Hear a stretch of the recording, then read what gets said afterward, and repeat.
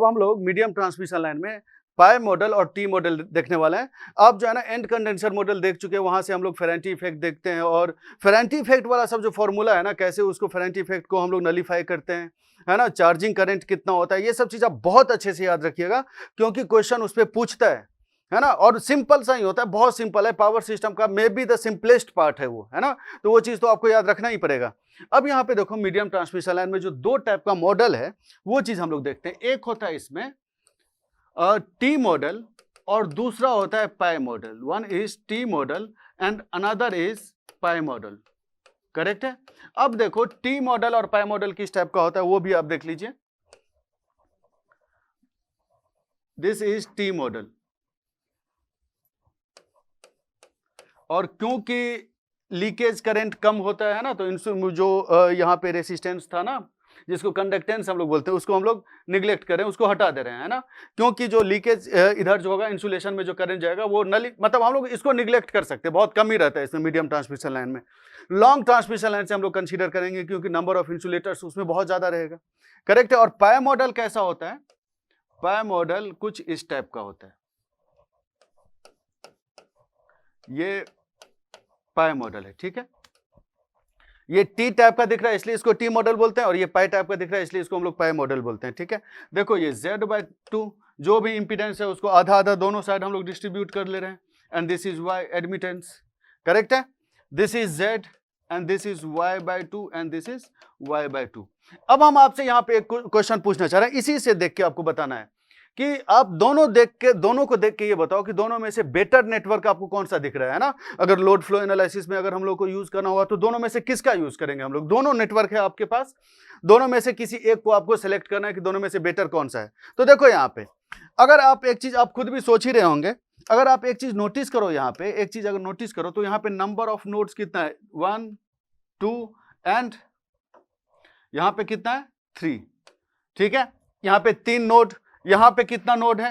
1 और 2, तो मतलब यहाँ पे 3 नोड है, वहां पे 2 नोड है। तो अगर हम लोग वाई बस बनाना चाहें, है कि नहीं, या फिर लोड फ्लो एनालिसिस में देखें हम लोग, तो number of KVL KCL equation इसमें कितना आएगा? ज्यादा आएगा, उसमें 2 ही है तो उसमें कम आएगा। कहने का मतलब साइज ऑफ जेड बस या वाई बस अगर देखें, साइज ऑफ वाई बस अगर हम लोग देखें तो इसमें 2x2 ही रहेगा क्योंकि 2 ही बस है, 1 और 2, और इसमें 3 है तो इसमें साइज ऑफ वाई बस कितना आएगा? 3 आएगा।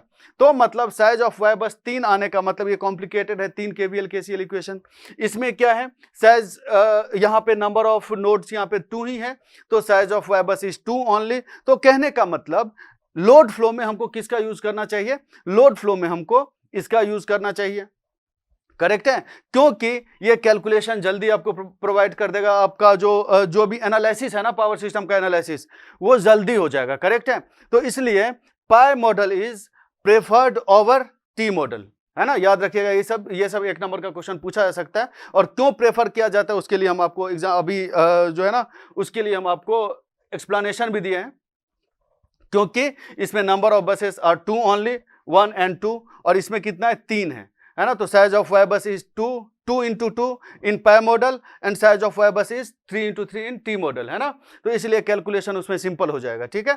और उसके बाद कैलकुलेशन भी सिंपल हो जाएगा, फास्ट भी हो जाएगा। आप अगर मान लो स्टोर करना चाहते हो, वाई बस बना के सिमुलेशन करके, ऐसे करते हैं ना कंप्यूटर में, स्टोर करना चाह रहे हो तो 2 into 2 के मैट्रिक्स को स्टोर करना है, यहाँ पे 3 into 3 के मैट्रिक्स को स्टोर करना है, तो कम स्पेस कौन लेगा? यही लेगा ना, 2 into 2 मैट्रिक्स का जो होगा ना, जो मैट्रिक्स होगा वो कम स्पेस लेगा। मतलब हम उसको कैलकुलेशन को फास्ट कर सकते हैं, जल्दी डाटा रिट्रीव कर सकते हैं हम लोग, है कि नहीं। तो इसलिए पाई मॉडल प्रेफर किया जाता है, याद रखना, ये सब चीज इंटरव्यू का क्वेश्चन है। अब हम लोगों को इसमें क्या करना होता है ना, अब हम लोगों को इसमें ABCD पैरामीटर निकालना होता है, ठीक है। तो सबसे पहले हम लोग टी मॉडल का देखते हैं, उसके बाद पाई मॉडल का देखेंगे हम लोग, ठीक है। देखिए टी मॉडल,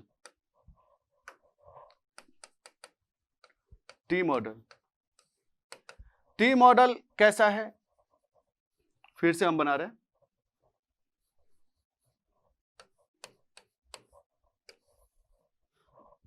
ये देखिए, हम आपको जस्ट बता रहे हैं, ऐसे हमको यहाँ पे करने की तो कोई खास जरूरत है नहीं, लेकिन फिर भी आपको हम बता रहे हैं।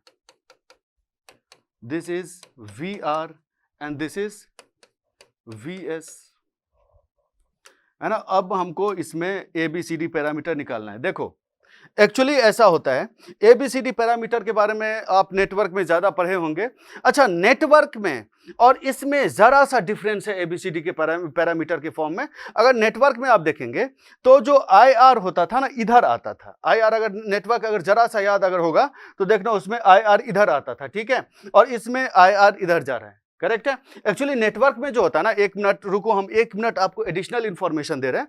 अगर मान लो ये नेटवर्क है, ठीक है, this is VS, this is VR, इधर करंट IR और इधर करंट IS, ठीक है। तो नेटवर्क और इसमें पता है क्या डिफरेंस है? नेटवर्क और इसमें यह डिफरेंस है कि नेटवर्क में ये सब जो होता है ना, ये सब जो होता है ना, VS, IS, VR, IR, ये सब टेस्टिंग सिग्नल होता है, ठीक है, टेस्टिंग सिग्नल। टेस्टिंग सिग्नल के यूज से हम लोग क्या करें, इसके अंदर का जो पैरामीटर है ABCD, जो ABCD मतलब ABCD पैरामीटर हमको निकल जा रहा है, इंपीडेंस इसका निकल जाएगा, एडमिटेंस निकल जाएगा हमको, है ना, वोल्टेज गेन निकल जाएगा, करंट गेन निकल जाएगा, by use of testing signal only. और अगर टेस्टिंग सिग्नल है तो टेस्टिंग सिग्नल मतलब टेस्टिंग सिग्नल कभी भी एनर्जी या पावर कंज्यूम नहीं करना चाहिए टेस्टिंग सिग्नल को, करेक्ट है, समझ रहे हो मेरी बात।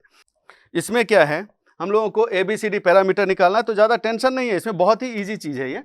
This is Z/2, this is also Z/2 and this is Y. Okay, हम लोगों को ABCD हम इसमें बस डिराइव कर रहे हैं, बाकी तो जो पाई मॉडल है ना हम डायरेक्ट ही लिखेंगे, क्योंकि क्यों फालतू इतना क्यों टाइम वेस्ट करें हम लोग। तो देखिए हम लोग को ABCD पैरामीटर निकाला। आप सपोज करो दिस इज VS, आप थोड़ा बढ़िया से समझना, इसमें एक आपको एक बहुत मजेदार चीज समझ में आएगा लास्ट में। तो अगर देखें ABCD पैरामीटर क्या मतलब, VS equal to AVR plus BIR and IS should be equal to CVR plus DIR, ऐसा होना चाहिए, है कि नहीं? यही तो ABCD पैरामीटर है।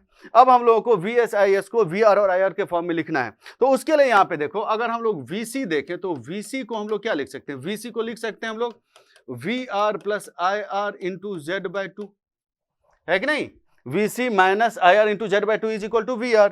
सिमिलरली आप अगर यहाँ पे देखें तो इसमें करंट कितना होगा, VC इंटू वाई होना चाहिए, इसमें करंट VC इंटू वाई होना चाहिए, है ना। और IS को हम लोग यहाँ पे क्या लिख सकते हैं, IS can easily be written as IC, इसमें जो करंट है IC plus IR, IC plus IR, है कि नहीं? तो इसका मतलब क्या होना चाहिए, IS को हम लोग यहाँ से क्या लिख सकते हैं, IS को हम लोग क्या लिख सकते हैं, VC इंटू वाई प्लस यहाँ पे क्या है IR, VC into Y plus IR। इसका मतलब यहाँ पे क्या है, VC को हम लोग क्या लिख सकते हैं यहाँ पे, VR plus IR into Z/2 into Y plus IR आ जाएगा यहाँ पे, है कि नहीं? सिंपल सा ही तो है कैलकुलेशन, आप लोग कॉपी पे खुद भी करिएगा इसको, ठीक है। तो अब यहाँ पे देखिए, अब यहाँ पे आप ये देख सकते हैं कि IS can be written as VR into Y plus IR को कॉमन ले लो तो 1 प्लस YZ/2। तो इसका मतलब क्या आया, ये C आ गया, ये D आ गया, IS equal to CVR into DIR, तो CVR इंटू DIR, करेक्ट है। अब हम लोगों को A और B पता करना है ना।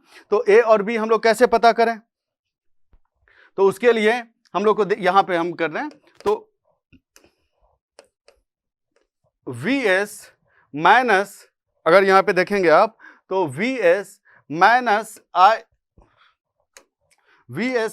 IS into Z/2 is equal to VS minus IS into Z/2 is equal to VC, है कि नहीं? Should be equal to VC।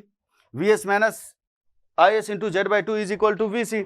कहने का मतलब VS is equal to VC क्या है, VC वहां पे VR plus IR into Z/2 है ना, VR plus IR into Z/2 plus IS into Z/2, तो IS का वैल्यू हमारे पास ये आया, तो VR into Y plus IR into 1 plus YZ/2, है कि नहीं, into Z/2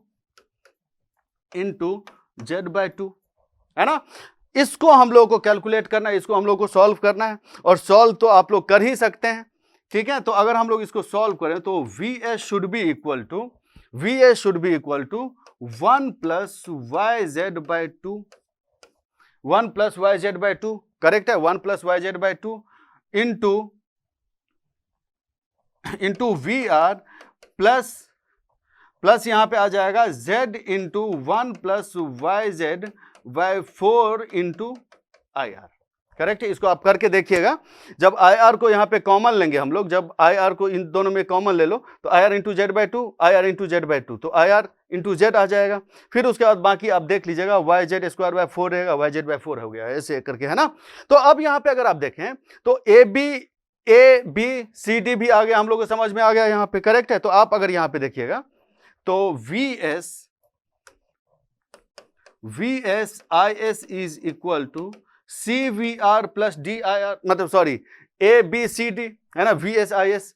A is equal to 1 plus Y Z by two, B is equal to Z 1 plus Y Z by 4, ठीक है। C is equal to Y and D is equal to 1 plus Y Z by 2, 1 plus Y Z by 2, and this is V R and I R, है ना।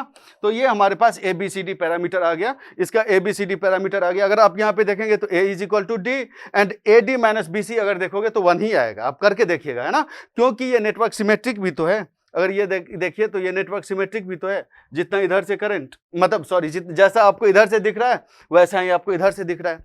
ये था normal चीज, ठीक है। ये ऐसा है कि चलो ठीक है, कैलकुलेशन है, इसमें कोई खास कॉन्सेप्ट नहीं था, बस इसमें बस कॉन्सेप्ट यही था ना, वो टेस्ट सिग्नल वाला जो हम आपको बताए हुए थे, ठीक है। वो जरा सा आप स्टडी करना, बहुत ज्यादा डिटेल में इसलिए नहीं बताया क्योंकि वो नेटवर्क का चीज है, कर तो हम लोग पावर सिस्टम रहे, है ना। तो वो क्लियर हो गया। अब यहां पे देखो, अब नेक्स्ट हम लोग देखते हैं कि इसमें कॉन्सेप्ट क्या हो सकता है, क्या क्या कॉन्सेप्ट हो सकता है। तो वो कॉन्सेप्ट हम आपको बताना चाह रहे हैं, ठीक है। वो कॉन्सेप्ट आपको फेजर डायग्राम से समझ में आएगा। ये एबीसीडी पैरामीटर आपको समझ में आ गया है ना। अच्छा, इस पे अगर क्वेश्चन आपसे पूछेगा, क्वेश्चन कैसा पूछा जा सकता है वो आप देखिए। इस पे क्वेश्चन अगर पूछना चाहे ना तो इतने में कैसा क्वेश्चन पूछा जा सकता है गेट वेट में, वो हम आपको बता रहे हैं। जैसे ऐसा हो सकता है, इसमें ऐसा हो सकता है कि सपोज करो यहां पे कोई लोड दे दे, ठीक है। अभी हम बता रहे हैं आपको, फिर ये मिटा देंगे। सपोज करिए यहां पे कोई लोड दे दे। लोड कुछ ऐसा है कि जैसे 10 मेगावाट है, एट 0.8 पावर फैक्टर लैग है, और वोल्टेज सपोज करो एट 10 किलो वोल्ट, ऐसा दिया हुआ है ना। फिर आपसे पूछेगा कि सोर्स का पावर फैक्टर निकालो। क्वेश्चन ऐसा दिया हुआ है कि लोड इज दिस मच, इतना लोड कनेक्टेड है। फिर आपसे पूछेगा कि सोर्स का पावर फैक्टर निकालो। कैसे निकालोगे, क्या होगा, सोचो तो जरा आप। तो इसमें आपको क्या करना है, इसमें कुछ भी नहीं है।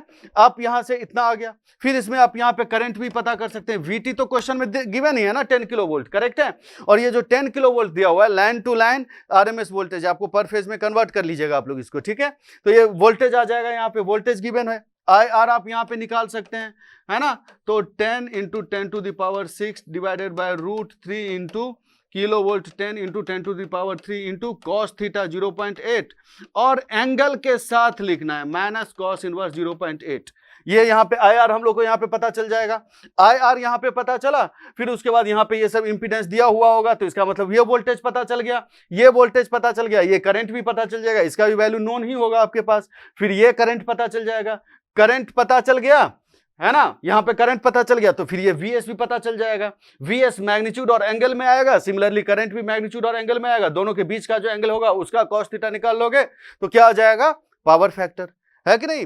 तो क्वेश्चन बहुत ही सिंपल आता है, बस आपको एक क्वेश्चन सॉल्विंग एबिलिटी आनी चाहिए, बस सिंपल सी बात है, ये खत्म।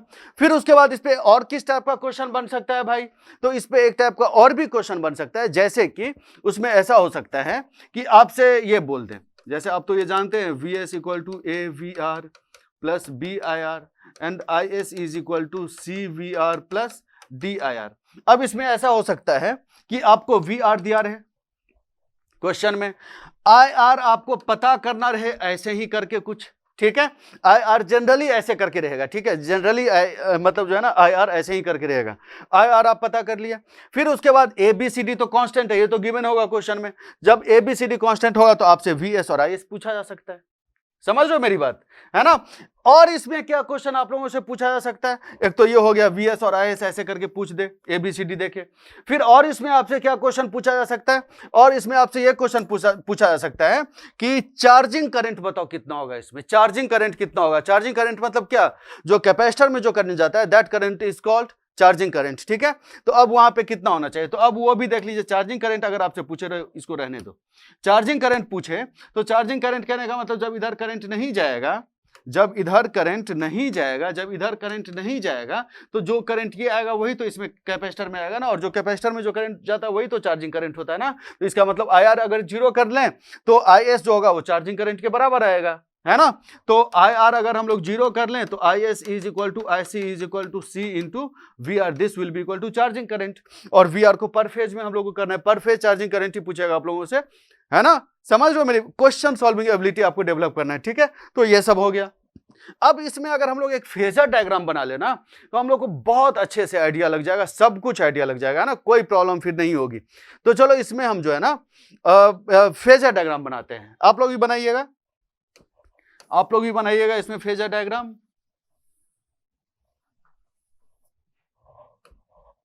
ठीक है, देखो आप इसमें फेजर डायग्राम हम लोग बनाते हैं। दिस इज VR, ठीक है। तो देखिए क्या है फेजर डायग्राम में क्या होना चाहिए। फेजर डायग्राम में आप एक्सपर्ट हो जाओ पूरा, ठीक है। देखो VC इक्वल टू क्या है हमारे पास, VR plus IR into Z/2, है कि नहीं। दैट मीन्स इसको हम लोग ऐसे भी लिख सकते हैं, VR plus IR into R/2 plus JIR into X/2 plus JIR into X/2। Similarly IS को हम लोग क्या लिख सकते हैं, IS is equal to IC plus IR। IS को हम लोग IC प्लस IR के बराबर लिख सकते हैं। And VS is equal to VC plus IR into R/2 plus JIR into X/2। ऐसा ही होगा ना, Z/2 को R/2 प्लस JX/2 हम कर लिए, ठीक है। तो ये ऐसा है, हमको अब फेजर डायग्राम बनाना है, ठीक है। तो थोड़ा सा गौर से आप देखिएगा फेजर, आपको एक नया चीज यहां पे समझ में आएगा, है ना। कतई बोरिंग नहीं है phasor diagram, in fact power system ही, है ना। आपको एक बहुत अच्छा चीज समझ में आएगा, एक जादू टाइप का आपको लगेगा, आप देखते रहो बस, ठीक है। देखिए यहां पे क्या है, यहां पे ऐसा है कि VR को रेफरेंस लेना है, ठीक है। VR को आप रेफरेंस लीजिए, ले लिए VR को रेफरेंस। और IR कुछ ना कुछ तो लैगिंग होता है, मोस्टली आपको पता ही है, लैगिंग ही होगा। दिस इज IR, करेक्ट है, दिस इज IR, और ये सपोज करो VR है। तो VR plus IR into R/2, VR plus IR into R/2 plus JIR into X/2। तो IR इंटू R/2 अगर हम लोग देखें, IR इंटू R/2 वो तो इसी के डायरेक्शन में होगा, है कि नहीं। IR इंटू R/2 अगर हम लोग देखें वो तो इसी के डायरेक्शन में होगा, ऐसा रहा IR इंटू R/2, है ना, सेम डायरेक्शन होना चाहिए, आप थोड़ा सा देख लीजिएगा उसको। प्लस उसके बाद क्या है, J into IR into X/2। तो J कहने का मतलब क्या, 90 डिग्री एंटी क्लॉकवाइज, है ना, प्लस 90 डिग्री, है ना। तो मतलब J मतलब प्लस 90 डिग्री, तो प्लस 90 डिग्री एंटी क्लॉकवाइज, तो एंटी क्लॉकवाइज प्लस 90 डिग्री, तो ये ऐसा हो गया, है ना। तो ये क्या हो गया, this is IR into R/2 and this is IR into X/2, है ना। J हम यहां पे नहीं लिख रहे हैं क्योंकि J के बदले तो 90 डिग्री से हम रोटेट करवा ही दिए। फिर अब उसके बाद देखें, अगर हम लोग अब उसके बाद हम लोग देखें तो यहां पे समेशन इन दोनों का देखें तो ये कितना आना चाहिए, this is equal to VC। ये क्या आ गया, दिस इज VC, ये VS नहीं है, VC है। सिंपल सा फेजर डायग्राम है ना, सिंपल सा फेजर डायग्राम। अब उसके बाद VC से जो IC आएगा वो तो 90 डिग्री लीड करेगा, है कि नहीं। VC से 90 डिग्री तो लीड करेगा ना IC। कैपेसिटर के अक्रॉस वोल्टेज इज VC और कैपेसिटर में जो करंट जा रहा है दैट इज IC, तो इससे 90 डिग्री लीड करेगा। तो इससे 90 डिग्री लीड करेगा, तो 90 डिग्री लीड करता हुआ हमको बनाना चाहिए, इसमें 90 डिग्री लीड करता हुआ हम बना लिए इसको, ठीक है। This is IC। अब IR plus IC vectorial summation should be equal to IS। तो IS यहां पे क्या होगा, IR इधर है और IC इधर है। सपोज करो this is IC, this is IC, है ना। IC इधर है ना, तो IC इधर ही डायरेक्शन लिए हैं हम, पैरेलल ही समझना आप, ठीक है। तो इन दोनों का समेशन अगर हम लोग देखें, तो इन दोनों का समेशन अगर आप देखिएगा IR प्लस IC, तो ये क्या होना चाहिए, इधर आना चाहिए। And this is equal to, ये क्या है, ये है IS के बराबर। अब आप यहां पे एक चीज नोटिस करो, बहुत इंपॉर्टेंट चीज है ये, बहुत माइनर चीज है। IR और IS में आपको ज्यादा कौन सा दिख रहा है ना। तो इसमें ऑब्वियसली IR का मैग्नीट्यूड आपको IS के मैग्नीट्यूड से ज्यादा दिख रहा है ना। आई आर का मैग्नीट्यूड आई एस के मैग्नीट्यूड से ज्यादा आपको दिख रहा है। समझ रहे हो मेरी बात, है ना? लोगों को तो ये लगता है ना कि भाई आई एस है तो आई एस इधर गया तो आई एस ही ऑब्वियसली ज्यादा होना चाहिए, तो नहीं। इसमें क्या कॉन्सेप्ट आएगा, I R is greater than I S. इसका मतलब कुछ जो रिएक्टिव पावर है ना, लैगिंग रिएक्टिव पावर, कैपेसिटर इधर सप्लाई करेगा, है कि नहीं? तो इसका मतलब I R is equal to I S, मतलब I R is greater than I S. Keep it in mind, बहुत इंपॉर्टेंट है ये, है ना? तो इतना समझ में आ गया। तो आई एस का डायरेक्शन ऐसा है कि नहीं? आई एस का डायरेक्शन ऐसा है, तो आई एस का डायरेक्शन अगर ऐसा है, आई एस का डायरेक्शन अगर ऐसा है, तो वी सी प्लस आई, मतलब वी सी, ये जो आई आर लिखे हैं ना हम लोग, मतलब हम लोग नहीं, है ना, ये आई एस होना चाहिए, करेक्ट है? तो V C plus I S into R by two, I S into R by two, I S into R by two इधर होना चाहिए, I S into R by two इधर होना चाहिए, और plus J I S into plus J I S into X by two, इससे 90 degree, तो इससे 90 डिग्री, इससे 90 डिग्री, तो इससे 90 डिग्री क्या होगा, इससे 90 डिग्री, इससे 90 डिग्री, इससे 90 डिग्री इधर होगा, है ना, आई S into X by to, है ना? तो अब जो रिजल्टेंट आना चाहिए इसका, अब रिजल्टेंट यहां पे क्या इसका आना चाहिए, अब रिजल्टेंट इसका सिंपली ऐसा आ जाएगा। तो this is equal to V S. तो ये इसका फेजर डायग्राम हो गया, है ना? समझ लो कितना सिंपल है, आपको स्टेप वाइज स्टेप बस नोटिस करना है। ये बस टी मॉडल में हम बताएं, पाई मॉडल में इतना हम करेंगे नहीं, है ना? बस सिमिलर ही है, पाई मॉडल का आप लोग खुद ही करिएगा फेजर डायग्राम बनाने की कोशिश, ठीक है? तो इतना आपको समझ में आ गया किस टाइप का क्वेश्चन आ सकता है, क्या हो सकता है। एक एक चीज आपको माइंड में रखना है, ऑल्दो ये क्रैश कोर्स है, लेकिन समझ ही रहे हो, एक एक बच्चे का, एक एक स्टूडेंट का रिजल्ट इंपॉर्टेंट है, उसके लिए आपको भी मेहनत करना पड़ेगा, और गेट एकेडमी तो आपको पता है कितना मेहनत कर रहा है ना? तो यही सब चीज है, इस सब को आपको थोड़ा सा दिमाग में रखना है। तो पाई मतलब टी मॉडल में बस अगर देखें तो जो टी मॉडल है उसमें क्वेश्चन इसी सब पे पूछा जाएगा, इसके बाहर का क्वेश्चन आ ही नहीं सकता जितना हम आपको डिस्कस किए, है ना? तो ये हो गया टी मॉडल। अब हम लोगों को इसमें थोड़ा पाई मॉडल भी देख लेना चाहिए, तो पाई मॉडल भी देखेंगे हम लोग, पाई मॉडल भी हम लोग देखेंगे। तो पाई मॉडल हम डायरेक्ट ही आपको बता रहे हैं, पाई मॉडल हम लोग कैसे बनाएं। तो टी मॉडल उम्मीद है कि आपको समझ में आ गया होगा। अब देखो पाई मॉडल,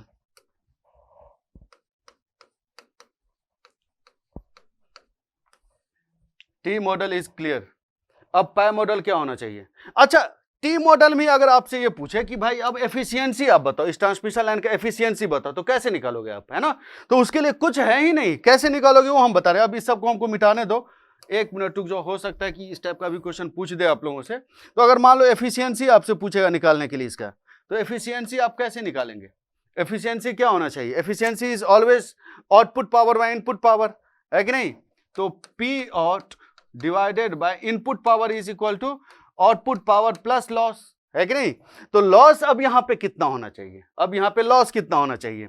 तो I R square into R by two plus I S square into R by two, और ये 3 फेज होगा सर्किट, है कि नहीं? अगर ये पी और 3 फेज पावर है तो हमको 3 फेज का तो लॉस निकालना होगा ना, तीनों फेज का लॉस निकालना होगा ना, तो इंटू हम लोग 3 कर लेंगे, ठीक है? इंटू 100 हो जाएगा ये, है कि नहीं? तो ये एफिशिएंसी हो गया। वोल्टेज रेगुलेशन आपसे पूछे तो वोल्टेज रेगुलेशन क्या होगा? Voltage regulation is simply V S by A minus V R divided by V R into 100, this is voltage regulation. और ए का तो वैल्यू आपको पता ही चल गया, 1 प्लस वाई जेड बाय 2, है कि नहीं? तो इसी सब पे क्वेश्चन आप लोगों से पूछा जा सकता है, ध्यान में रखना, एक एक चीज याद रखना है, ठीक है? एक भी चीज मत भूलना। तो ये हो गया पूरा कंप्लीट टी मॉडल में, इसके बाहर का एक भी क्वेश्चन नहीं रहेगा, है ना? अब पाई मॉडल, पाई मॉडल अब आपको देखना है। देखिए पाई मॉडल, पाई मॉडल तो लोड फ्लो में ज्यादा यूज करते हैं हम लोग, है ना? ज्यादा क्या यूज करते हैं? पाई मॉडल का ही यूज करते हैं हम लोग लोड फ्लो में, पूछा हुआ क्वेश्चन है ये, ठीक है? पाई मॉडल ही यूज करते हैं हम लोग।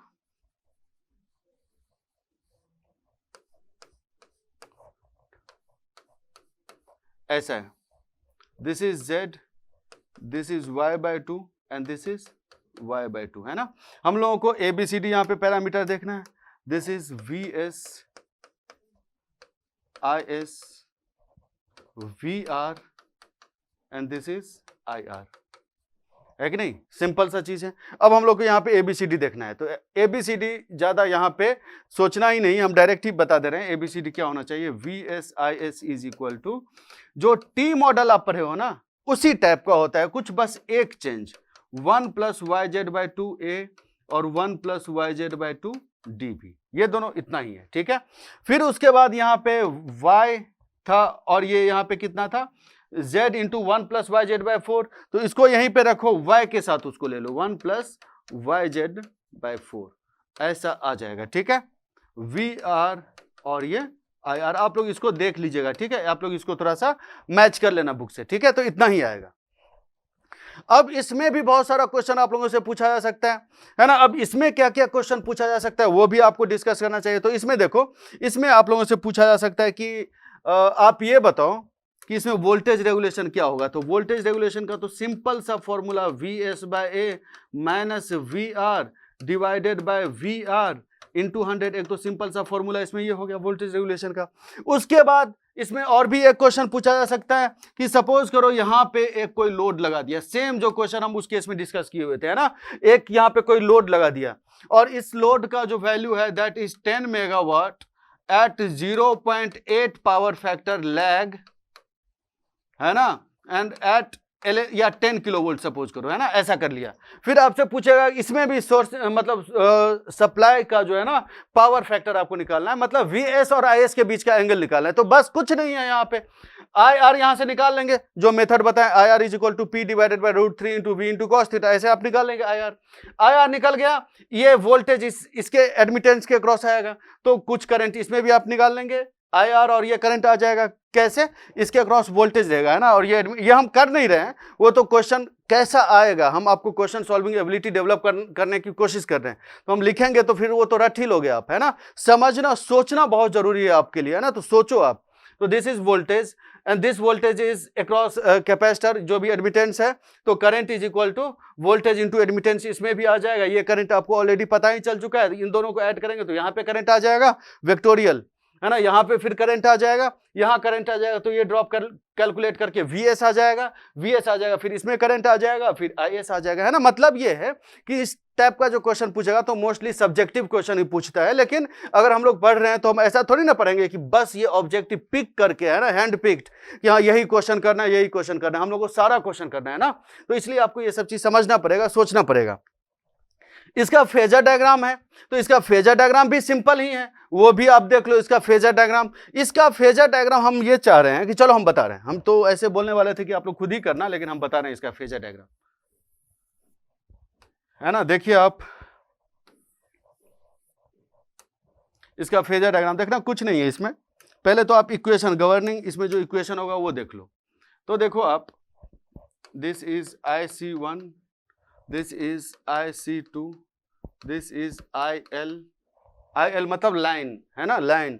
तो अब देखो IL इज इक्वल टू क्या होना चाहिए, IR प्लस IC1, और ये सब वेक्टोरियल होना चाहिए। जब भी रिएक्टिव एलिमेंट होता है ना सर्किट में, जो करंट जो होता है ना, जो आप KCL पढ़ते हो, दैट इज वेक्टोरियल समेशन, है ना, याद रखना इस चीज को।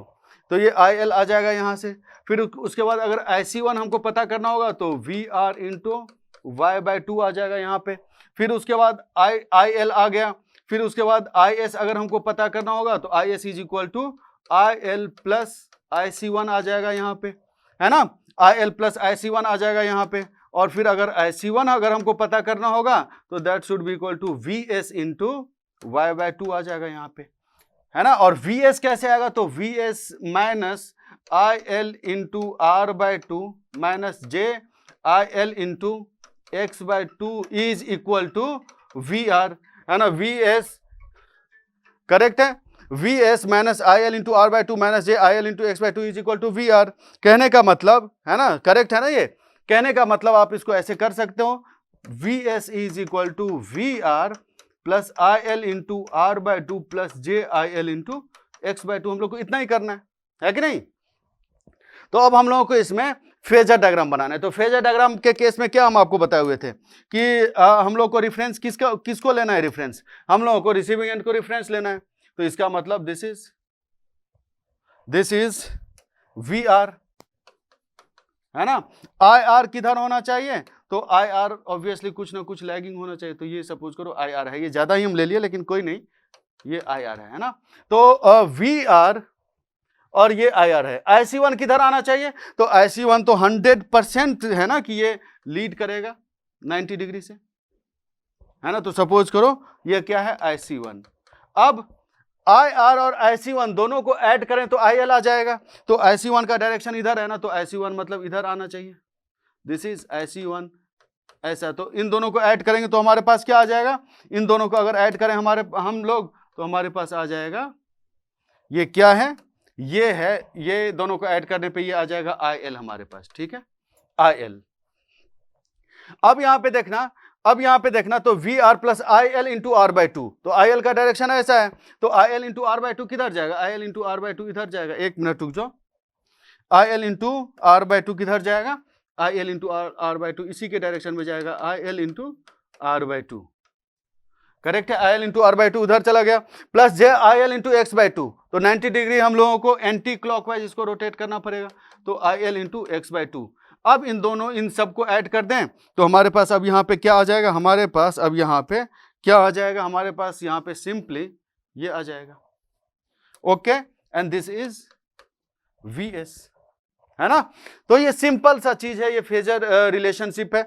ऑब्वियसली VS और मतलब VR और IR के बीच का जो एंगल होगा, VR और IR के बीच का जो एंगल होगा वो क्या होगा, receiving end power factor angle, receiving end power factor angle, correct है। और VS और IS, अब IS कैसे निकालें हम, IS हमको कैसे पता चलेगा, तो ये VS है। अब IC1 किधर होगा, VS से 90 डिग्री लीड करेगा ना, तो VS से 90 डिग्री लीड करेगा, तो अगर हम लोग देखें तो IC1 किधर होना चाहिए, मतलब ये IC2 ले लो आप, इसको आप IC2 ले लो, इसको आप IC2 ले लो, ठीक है, इसको आप IC2 ले लो, है ना। तो IC2 किधर रहेगा, VS इधर है, तो IC2 इससे 90 डिग्री, तो IC2 किधर रहेगा, इससे 90 डिग्री, तो IC2 किधर रहेगा, इससे 90 डिग्री, ठीक है, इससे 90 डिग्री, है ना। तो अब अगर आप देखेंगे IL और IC2 को करेंगे तो IS के बराबर आ जाएगा, है ना। तो यही सब सिंपल सा चीज है, आपको बेसिकली क्या करना है, आपको सिंपल सा कैलकुलेशन करना है, KVL KCL।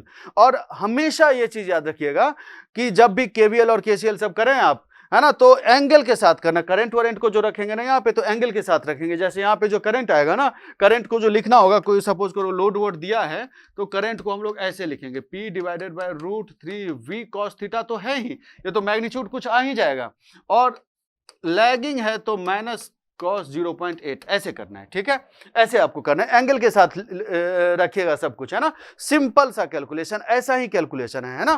तो एक क्वेश्चन इस पे अगर कर लो, जो कि क्वेश्चन पूछा हुआ था गेट में, तो उससे आप लोगों को हेल्प मिलेगा, तो वो क्वेश्चन देखते हैं, वो क्वेश्चन हम आपको बताते हैं, ठीक है। तो इसको हम मिटा के आपको कुछ एक क्वेश्चन हम आपको बता रहे हैं, जो गेट में पूछा हुआ क्वेश्चन है, करेक्ट है, क्वेश्चन पूछा हुआ, ये क्वेश्चन ऐसा है कि 66 kilovolt 3 phase, obviously 50 hertz, 150 kilometre long line, है ना, 150 kilometre long line is open circuited at receiving end, open circuited at receiving end, आप लोग भी क्वेश्चन लिखिएगा, open circuited at receiving end, correct है। ईच कंडक्टर हैज रेसिस्टेंस कितना है, 0.25 ओम per kilometre, ठीक है। इंडक्टिव रिएक्टेंस X है 0.5 ohm per kilometre, correct, and capacitive admittance Y is equal to 0.04 into 10⁻⁻⁴ siemens per kilometre. अब इसका pi model आपको निकालना है, पाई मॉडल आप इसको बनाना है, ठीक है। तो बेसिकली देखो, ये इसमें तो ऑप्शन भी दिया हुआ है, तो हम ऑप्शन नहीं देना चाह रहे, हम डायरेक्ट ही आपको बता दे रहे हैं, अदरवाइज आप तो गेट वेट का क्वेश्चन देखे ही होंगे। तो देखो इसमें हम डायरेक्ट ही आपको बता रहे हैं, देखो इसमें क्या करना है, हमको pi model equivalent pi model के फॉर्म में लिखना है, इसको इक्विवेलेंट पाई मॉडल के फॉर्म में लिखना है, ठीक है। तो कैसा होगा ये, सिंपल सी बात है, ये R is equal to 0.25 Om per kilometre है ना। तो इसका मतलब R पूरे लाइन का देखें हम लोग तो कितना रहेगा 0.25 इंटू कितना है 150 किलोमीटर, 150 किलोमीटर। तो 0.25 इंटू 150 किलोमीटर कितना हो जाएगा, इसको डिवाइडेड बाय 4 करें तो इसका मतलब कितना रहेगा 37.5 ओम, है कि नहीं। सिमिलरली XL यहाँ पे टोटल कितना रहेगा तो 0.5 इंटू 150 मतलब ये कितना रहेगा 75 ओम, है कि नहीं। तो इसका मतलब अगर हम लोग Z देखें जो सीरीज में आता था वो क्या आता था R प्लस JXL, है कि नहीं। तो R प्लस JXL तो ये यहां पे कितना रहेगा 37.5 प्लस J कितना है ये 75 ओम, ये पूरे लेंथ का हो गया, है ना, इतना हो गया। बहुत सिंपल क्वेश्चन है, गेट में बहुत सिंपल क्वेश्चन पूछता है, हम बोल रहे हैं ना आपको। फिर एडमिटेंस y/2 अब यहाँ पे कितना रहेगा, एडमिटेंस अगर टोटल पहले निकालो, टोटल अगर आप एडमिटेंस निकालो तो y इक्वल टू टोटल यहाँ पे कितना रहेगा 0.04 into 10⁻⁻4 into siemens per kilometre है ना, तो इंटू 150 हम लोग करेंगे, इंटू 150 करेंगे तो ये कितना रहेगा, कितना ये 150 इंटू 4 करें तो 600 बाई तो 6 आ जाएगा ना, तो 6 इंटू 10⁻⁻4 सीमेंस आ जाएगा, करेक्ट है ना, ये इतना सिंपल है। अब इसको इक्विवेलेंट पाई मॉडल के फॉर्म में लिखना है, तो इसका मतलब क्या होगा, इक्विवेलेंट पाई मॉडल के फॉर्म में लिखें तो ये कुछ इस टाइप का होना चाहिए, ये कुछ इस टाइप के फॉर्म का होना चाहिए। ये कितना है तो 37.5 प्लस J 75 ओम, और ये y/2 आधा आधा दोनों साइड, तो इसका ये y/2 होता है ना, इधर y/2 इधर होता है ना। तो इसका मतलब ऐसा है, इसको आप कैसे लिख सकते हैं, इसको आप लिख सकते हैं 3 इंटू 10⁻⁻4 और इसको आप क्या लिख सकते हैं 3 इंटू 10⁻⁻4 सीमेंस। तो इस टाइप का ही क्वेश्चन पूछता है, सिंपल ही क्वेश्चन है, इससे आसान आप क्या उम्मीद करते हो गेट से, आपको 10th का टेबल तो नहीं देगा, है ना। तो इसी टाइप का क्वेश्चन पूछता है। तो ये मीडियम ट्रांसमिशन लाइन इतना खत्म होता है, इस पे हम लोग क्वेश्चन करेंगे तो आपको और भी प्रैक्टिस होगा। अब हम लोग लॉन्ग ट्रांसमिशन लाइन देखेंगे, ठीक है। लॉन्ग ट्रांसमिशन लाइन बेसिकली अगर देखो ना तो गेट में डायरेक्ट लॉन्ग ट्रांसमिशन लाइन से नहीं पूछता, उसमें जो ट्रेवलिंग वेव्स होता है उससे पूछ देगा, एटेन्यूएशन कांस्टेंट से रिलेटेड चीज पूछ देगा आप लोगों से, फेज शिफ्ट कांस्टेंट से रिलेटेड चीज आप लोगों से पूछ देगा, है ना। तो उन सब के बारे में आपको अच्छे से देखना है। फिर उसके बाद जो कुछ कुछ बेसिक चीज होता है ना वो चीज आपको अच्छे से देखना है। तो चलो हम लोग स्टार्ट करते हैं लॉन्ग ट्रांसमिशन लाइन। और अगर इसमें ऐसा होता है ना कि अगर अभी तक नहीं पूछा तो ये कोई गारंटी नहीं है कि आगे नहीं पूछेगा, कुछ भी पूछा जा सकता है ना। तो इसलिए एक एक पॉइंट एक एक चीज आपको समझना बहुत जरूरी है, ठीक है। तो चलो स्टार्ट करते हैं। तो लॉन्ग ट्रांसमिशन लाइन, सपोज करो this is long transmission line. थोड़ा हम बेसिक पढ़ा रहे हैं आपको कि वेव नेचर क्या होता है, क्यों होता है, इस पे वो सब चीज हम आपको बता रहे हैं। सपोज करो ये लॉन्ग ट्रांसमिशन लाइन है और ये लेंथ है इसका 1000 किलोमीटर, है ना, 1000 किलोमीटर, 200 किलोमीटर से ज्यादा होना चाहिए, है ना। एट 50 हर्ट्ज ओनली, 50 हर्ट्ज की बात कर रहे हैं, 50 हर्ट्ज पे 200 किलोमीटर से ज्यादा लेंथ के जो लाइन, 200 किलोमीटर से लेंथ का जो लाइन ज्यादा होता है ना उसको हम लोग लॉन्ग ट्रांसमिशन लाइन बोलते हैं, ठीक है। फिर उसके बाद यहाँ पे सोर्स है ना, और सोर्स है तो एसी सोर्स है, तो सपोज करो ये एसी सोर्स है, ऐसे यहां पे सोर्स है, करेक्ट है। फिर उसके बाद यहां से कुछ करंट इधर जाना चाहिए, सोर्स है, और सपोज करो इधर क्या है लोड कनेक्टेड है, समझना बढ़िया से, ठीक है। यहां पे लोड कनेक्टेड है। अब आप यहाँ पे जो ट्रेवलिंग, जो हम लोग यहाँ पे सप्लाई करेंगे वोल्टेज, करंट वेव का स्पीड कितना होगा, यहाँ पे जो जाएगा सिग्नल उसका स्पीड कितना रहेगा, वोल्टेज वेव या करंट वेव सबका स्पीड कितना होता है, ऑलमोस्ट स्पीड ऑफ लाइट से ट्रेवल करता है, उससे कम ट्रेवल करता है, स्पीड ऑफ लाइट से कम ट्रेवल करता है, क्योंकि ये मीडियम में ट्रेवल कर रहा है ना। लेकिन आप इसके स्पीड को जो है ना, जो ये मूव कर रहे हैं ना जिस स्पीड से, उसको आप मान लो v is equal to 3 into 10⁸ से कम करके 10⁸ मीटर पर सेकेंड आप मान लो, करेक्ट है। v जो वोल्टेज वेव सब जाएगा इधर उसका स्पीड है 10⁸ मीटर पर सेकेंड, हम लोग इतना मान लिए, है ना। और लेंथ कितना है 1000 किलोमीटर। तो इसका मतलब टाइम जो लगेगा, जो वोल्टेज वेव को यहां से वहां तक जाने में जो टाइम लगेगा वो टाइम कितना होगा, L/v होना चाहिए, लेंथ डिवाइडेड बाय वेलोसिटी या स्पीड, जिस स्पीड से जाएगा वोल्टेज वेव।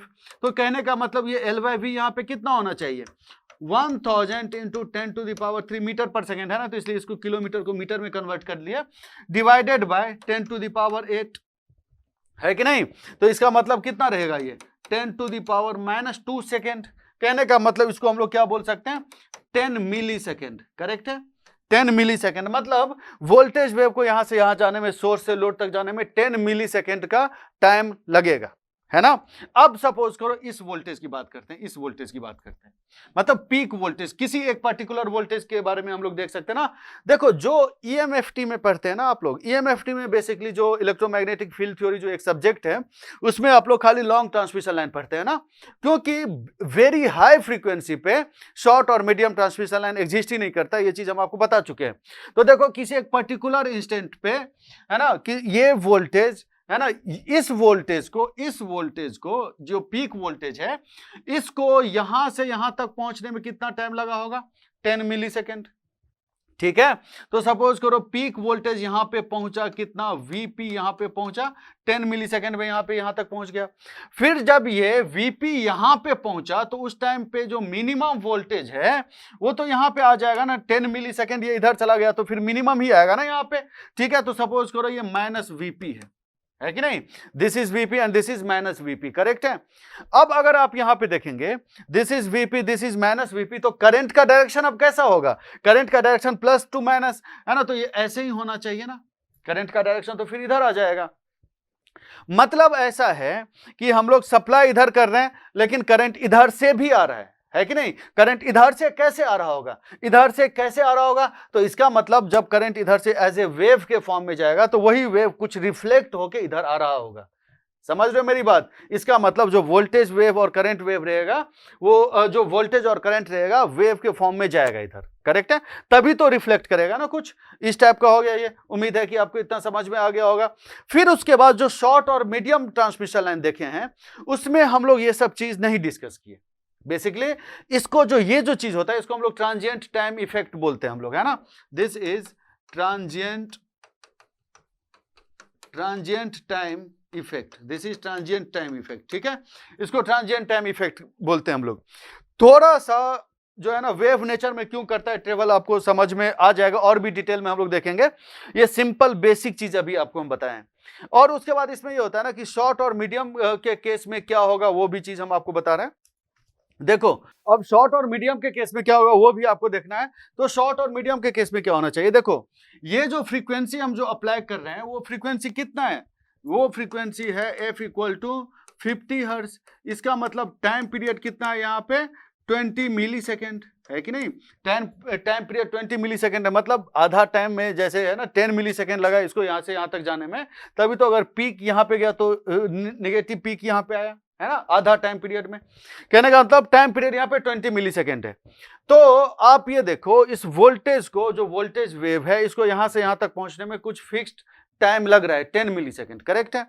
अब शॉर्ट और मीडियम लॉन्ग के केस में देखते, मतलब शॉर्ट और मीडियम ट्रांसमिशन लाइन के केस में देखते हैं हम लोग कि ये टाइम बहुत ही कम रहना चाहिए, है ना। वोल्टेज यहां पे लगाओ, डायरेक्ट आउटपुट पे वोल्टेज आ जाना चाहिए, है ना। लेकिन लॉन्ग ट्रांसमिशन लाइन में थोड़ा सा टाइम लग रहा है, इसी को हम लोग बोलते हैं ट्रांजिएंट टाइम इफेक्ट। अब देखो जरा सा और भी एक कॉन्सेप्ट देखो, इस ट्रांजिएंट टाइम इफेक्ट को हम लोग निग्लेक्ट कर सकते हैं। कैसे, अगर टी जो है ना लेस देन टाइम पीरियड हो, इस केस में तो टी जो ट्रेवलिंग टाइम कितना है 20 मिली सेकेंड, मतलब 10 मिली सेकेंड, और टाइम पीरियड कितना है 20 मिली सेकेंड, तो ये तो इग्नोर हम लोग नहीं कर सकते ना, टाइम तो लग ही रहा है। लेकिन अगर ट्रांजिएंट टाइम इफेक्ट को निग्लेक्ट करना है, जैसे कि शॉर्ट और जो है ना मीडियम ट्रांसमिशन लाइन में करते हैं, तो उस केस में क्या होगा वो चीज हम आपको बता रहे हैं। तो इसको लिखते हैं हम लोग इन केस ऑफ मीडियम और short transmission line, in case of medium और short transmission line, in case of medium और शॉर्ट ट्रांसमिशन लाइन। तो टी शुड बी जो है ना, जो ट्रेवलिंग टाइम यहां से यहां तक जाने वाला टाइम जो है वो टाइम पीरियड से बहुत कम रहना चाहिए। इस केस में बहुत कम नहीं है ना। तो इसका मतलब टाइम क्या होना चाहिए, L/V, है कि नहीं। This should be less than 1/f, है ना। तो इसका मतलब लेंथ जो होना चाहिए ये बहुत ही कम होना चाहिए, V/f। तो लेंथ इसका मतलब बहुत ही कम होना चाहिए लेम्डा से। तो लेम्डा से लेंथ बहुत ही कम होगा तो ही ट्रांजिएंट टाइम इफेक्ट को हम लोग निग्लेक्ट कर सकते हैं। ट्रांजिएंट टाइम इफेक्ट कहने का मतलब जो सर्टेन टाइम लगता है ना सोर्स से लोड तक पहुंचने में वोल्टेज सिग्नल को या करंट सिग्नल को, उसी को ट्रांजिएंट टाइम इफेक्ट बोलते हैं। इसको हम लोग कब निग्लेक्ट कर सकते हैं? जब हम लोग जो लेंथ होगा वेवलेंथ से बहुत ही छोटा रहेगा, है ना, बहुत ही छोटा रहेगा, तो इसको हम लोग निग्लेक्ट कर सकते हैं। ये जो टाइम लग रहा है इसको, है कि नहीं? इतना समझ में आ रहा है? तो ये कहां कहां होता है? तो शॉर्ट और मीडियम ट्रांसमिशन लाइन में वेवलेंथ से लेंथ बहुत ही छोटा होता है। बेसिकली देखो लेंथ क्या होता है वो भी चीज आप लोग को जरा सा देखना चाहिए। देखिए आप लोग को एक चीज पता होना चाहिए कि वेवलेंथ कितना होता है, c into F, sorry wavelength is equal to c by F, है ना। तो इसका मतलब c कितना है? अगर सपोज करो स्पीड ऑफ लाइट से जा रहा है तो 3 × 10⁸ मीटर पर सेकेंड, है कि नहीं, डिवाइडेड बाय फ्रीक्वेंसी कितना है 50, है ना। तो अगर इसको आप कैलकुलेट करोगे तो 6000 किलोमीटर आएगा, है ना। तो वेवलेंथ है 6000 किलोमीटर। तो अगर वेवलेंथ से बहुत ही कम आएगा लेंथ ट्रांसमिशन लाइन का, तो हम लोग ट्रांजिएंट टाइम इफेक्ट को निग्लेक्ट कर सकते हैं। 1000 किलोमीटर 6000 किलोमीटर से बहुत कम नहीं है, इतना कम नहीं है कि इसको आप निग्लेक्ट कर देंगे, ठीक है, या ट्रांजिएंट टाइम इफेक्ट को आप निग्लेक्ट कर देंगे। लेकिन 100 किलोमीटर 200 किलोमीटर तो बहुत कम है, तो उसमें तो हम लोग निग्लेक्ट कर ही सकते हैं ना। समझ रहे हो मेरी बात? तो ये बात हुई उसी में, मतलब इसीलिए उसमें जो होता है ना, इसीलिए शॉर्ट और मीडियम ट्रांसमिशन लाइन में इन सब इधर से रिफ्लेक्शन और ये सब चीज हम लोग नहीं कंसीडर करते, उस टाइम में इतना हम लोग नहीं सोचते, है कि नहीं, क्योंकि ट्रांजिएंट टाइम इफेक्ट वहां पे नेग्लेक्टेड होता है। ये बेसिक कॉन्सेप्ट था, ये सिंपल सा है, ये बेसिक कॉन्सेप्ट था, ठीक है। अब अगर आप यहां पे एक चीज और भी नोटिस करेंगे तो ये सब चीज चलो उम्मीद है कि समझ में आ गया होगा। देखो बेसिकली ऐसा होता है ना कि ऑल्दो ये क्रैश कोर्स है, लेकिन हम चाहते हैं आपको ज्यादा से ज्यादा बता देना, है ना, ज्यादा से ज्यादा बताना। बहुत शुरुआत के लेक्चर को बहुत स्लो करके भी हम आपको पढ़ाए हुए हैं, एक सेंटेंस को 3-4 बार बोल के, वो तो शायद लगता है वो तो आदत है, तो अभी भी हम बोल ही रहे होंगे, लेकिन फिर भी ये सब कॉन्सेप्ट आपको जानना चाहिए, अच्छा लगेगा आपको समझने में ये सब चीज, ठीक है। तो समझ गए आप लोग। अब देखो शॉर्ट और मीडियम ट्रांसमिशन लाइन का एक और प्रॉपर्टी हम आपको बता रहे हैं जो इससे उसको डिफरेंशिएट करता है, ठीक है। देखते जाना आप लोग, बस देखते रहो, पढ़ने का सोचो अच्छे से, सब अच्छा होगा, ठीक है। यहां पे देखिए शॉर्ट और जो है ना मीडियम ट्रांसमिशन लाइन वाला क्या इफेक्ट आता है वो चीज आपको समझ में आ जाएगा।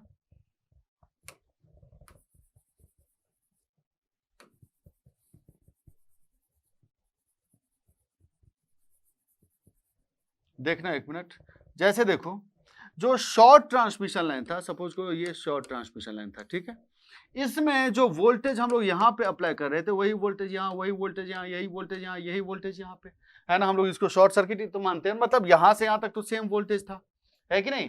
लेकिन क्या इस केस में यहां से यहां तक सेम वोल्टेज होगा? क्योंकि ट्रांजिएंट टाइम इफेक्ट हो रहा है, मतलब एक जगह से जाने में दूसरे जगह तक थोड़ा सा टाइम लग रहा है, तो इसी वजह से जो वोल्टेज एसी वोल्टेज हम लोग लगा रहे हैं, तो एक जगह से जाने में कहीं पे टाइम लग रहा है। जैसे ये है, ये पॉइंट है, ये पॉइंट यहां से, मतलब यहां से यहां जाने में कुछ टाइम लगेगा। तो जब ये पॉइंट जो एक डॉट हम यहाँ पे सिग्नल ये डिनोट कर रहे हैं डॉट, तो जब ये जो पॉइंट 10 मिलीसेकंड या मान लो 5 मिलीसेकंड में कहीं और चला जाएगा, तो उस पॉइंट में, तो इस पॉइंट पे तो कहीं दूसरा वोल्टेज रहेगा, है कि नहीं। समझ रहे हो मेरी बात? मतलब ऐसा है, ये डॉट 10 मिलीसेकंड में सपोज करो ये डॉट यहां से यहां आ जाएगा, है ना। तो इसका मतलब यहां पे कौन सा वोल्टेज रहेगा? तो 10 मिलीसेकंड पहले वाला वोल्टेज रहेगा यहां पे, है कि नहीं। 10 मिलीसेकंड पहले वाला वोल्टेज रहेगा यहां पे। कहने का मतलब क्योंकि ट्रेवल कर रहा है वेव, समझने की बात है ये, क्योंकि ट्रेवल कर रहा है तो वोल्टेज तो हर जगह सेम नहीं रहेगा ना, है कि नहीं। प्लस माइनस एसी है ये, तो वोल्टेज तो हर जगह सेम नहीं रहेगा, वेव नेचर है यहाँ पे। लेकिन इस केस में तो अभी तक हम लोग यही मानते आ रहे हैं ना कि हर जगह वोल्टेज सेम है कि नहीं, हर जगह वोल्टेज सेम है इसमें। तो इसका मतलब शॉर्ट और मीडियम ट्रांसमिशन लाइन में इसको लंप की तरह, लंप पैरामीटर की तरह इसको ट्रीट कर सकते हैं हम लोग, है कि नहीं। लेकिन लॉन्ग ट्रांसमिशन लाइन में क्या हम लोग लंप पैरामीटर की तरह ट्रीट कर सकते हैं? नहीं कर सकते, क्योंकि हर जगह वोल्टेज अलग अलग है।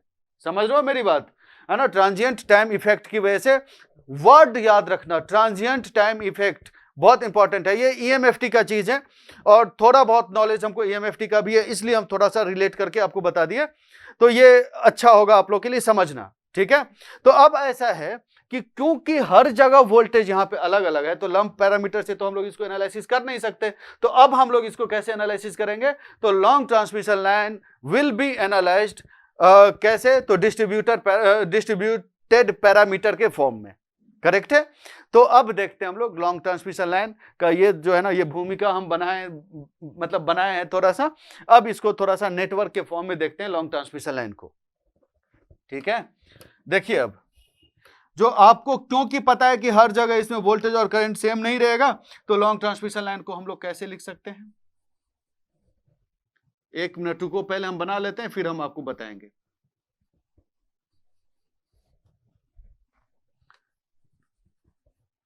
ठीक है, 1 सेकेंड, सॉरी, इंडक्टर नहीं, इसमें आप जो है ना, क्योंकि इंसुलेशन में कुछ करंट लीक होगा तो इसलिए आप इस रेसिस्टेंस को इग्नोर नहीं कर सकते, बहुत सारा इंसुलेशन रहेगा ना, बहुत लंबा लाइन है ना, ठीक है। सेम इसमें यहां पे भी, सेम इसमें यहां पे भी, ऐसे हम लोगों को करते जाना है, करेक्ट है। ये मतलब बहुत लंबा हो सकता है, तो हम कितना बनाए, इतना ही बना दिए, हो गया, बहुत हो गया ये। तो इसका मतलब यहां पे क्या होना चाहिए, this is source Vs and Is and this is receiving and Vr and IR, correct है। फिर उसके बाद पर यूनिट लेंथ है ये सब कुछ। अब यहां पे देखिए x equal to 0, receiving end को आप रिफरेंस ले लीजिए, तो x इक्वल टू 0 वहां पे रिसीविंग एंड पे हो गया। और सपोज करो ये L लेंथ का है, तो इसका मतलब x इक्वल टू L, यहाँ पे ये सेंडिंग एंड का हो गया, ठीक है। रिसीविंग एंड का वोल्टेज मतलब x equal to 0 is receiving end, याद रखना इस चीज को, काम आएगा बाद में। और ये सेंडिंग एंड। उसके बाद क्योंकि ये डिस्ट्रीब्यूटेड पैरामीटर है, तो कोई हम एक छोटा सा लेंथ ले लेते हैं, उसको कंसंट्रेट करके, मतलब कंसंट्रेटेड समझ के उसी पे एनालिसिस करेंगे, और फिर पूरे लेंथ के लिए हम लोग इंटीग्रेट कर देंगे। ऐसा तो कर सकते हैं ना हम लोग, तो है ना। तो अब इसको हम ऐसे क्यों डिनोट किए, क्योंकि हर जगह का वोल्टेज करंट वरेंट अलग अलग है, वेव नेचर के फॉर्म से, जैसा कि हम लोग देख चुके हैं थोड़ी देर पहले, तो इसलिए हमको ऐसे ही इसको डिनोट करना पड़ेगा डिस्ट्रीब्यूटेड पैरामीटर के फॉर्म में, है ना। तो अब यहाँ पे आप ये इमेजिन करिए, आप ये सोचिए कि कहीं पे यहां से x डिस्टेंस पे, यहां से x डिस्टेंस पे डेल x लेंथ का जो है ना, यहां से x डिस्टेंस पे एक डेल x लेंथ का हम लोग ये स्ट्रिप ले लिए, ये वाला स्ट्रिप ले लिए डेल x लेंथ का, ठीक है। और इसी पे हम लोग एनालिसिस कर दें, है ना, तो बस खत्म काम, अपना कैलकुलेशन इजी हो गया, ठीक है। तो वो देखते हैं वो कैसे करेंगे हम लोग। तो हमारे पास डेल x लेंथ का जो है ना, ये कुछ रहेगा, याद रखना अच्छे से, बहुत इंपॉर्टेंट चीज है। और पर यूनिट लेंथ है ये, है ना, तो इसको हम लोग Z1 per unit length impedance into del x लिख सकते हैं, Z1 डेल x लिख सकते हैं। और इसको Y1, ये टोटल कंबाइंड है ना, इसको हम लोग Y1 डेल x लिख सकते हैं, ठीक है। इसको हम लोग Z1 डेल x लिख सकते हैं, इसको Y1 डेल x लिख सकते हैं। Z1 per unit length impedance, तो डेल x लेंथ का कितना, ये डेल x लेंथ है ना, ये जो लेंथ है ये डेल x है, this is del x, correct, this is del x। तो इसका मतलब देखो, अगर यहां पे वोल्टेज Vx है, तो यहां पे वोल्टेज कितना होना चाहिए, Vx प्लस डेल x होना चाहिए, है ना। यहां पे वोल्टेज Vx, तो यहां पे voltage Vx plus del x। यहां पे करंट अगर Ix है, तो यहां पे करंट कितना होना चाहिए, Ix plus del x, Ix plus del x होना चाहिए, है ना। सिंपल सी बात है, ऐसी होनी चाहिए। अब एक काम करो, इसको और थोड़ा सिंपल करते हैं, इसको और थोड़ा सिंपल करते हैं। देखिए